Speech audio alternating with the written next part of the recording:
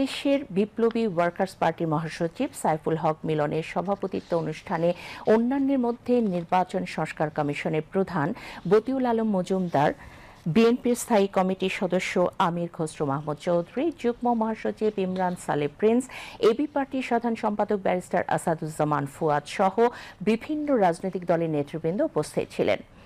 মির্জা ফখরুল ইসলাম আলমগীর বলেন, ভয়াবহ ফ্যাসিবাদের হাত থেকে বের হয়েছে দেশ। ফ্যাসিবাদ মুক্ত গণতান্ত্রিক সমাজ ও রাষ্ট্র গঠনের জন্য জনগণকে সঙ্গে নিয়ে কাজ করছে বিএনপি।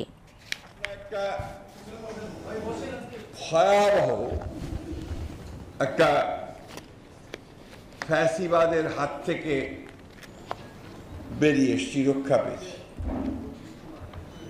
আমাদের ছাত্ররা, আমাদের রাজনৈতিক কর্মীরা, জনগণ তাদের বুকের রক্ত দিয়ে একটা গণ অভ্যুত্থানের মধ্য দিয়ে এই ফ্যাসিবাদকে পরাজিত করে তাদেরকে দেশ থেকে চলে যেতে বাধ্য করেছে। ফ্যাসিস্ট আওয়ামী লীগ তারা বাংলাদেশের প্রতিটি প্রতিষ্ঠানকে ধ্বংস করে দিয়ে গেছে।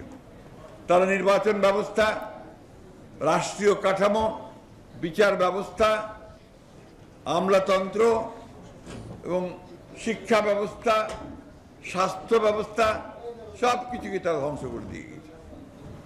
আজকে চেষ্টা করা হচ্ছে এগুলোকে আবার একটা জায়গায় নিয়ে আসার জন্য। আমরা আশা করি যে অন্তর্বর্তীকালীন সরকার তারা কাজ শুরু করেছেন, নিঃসন্দেহে তারা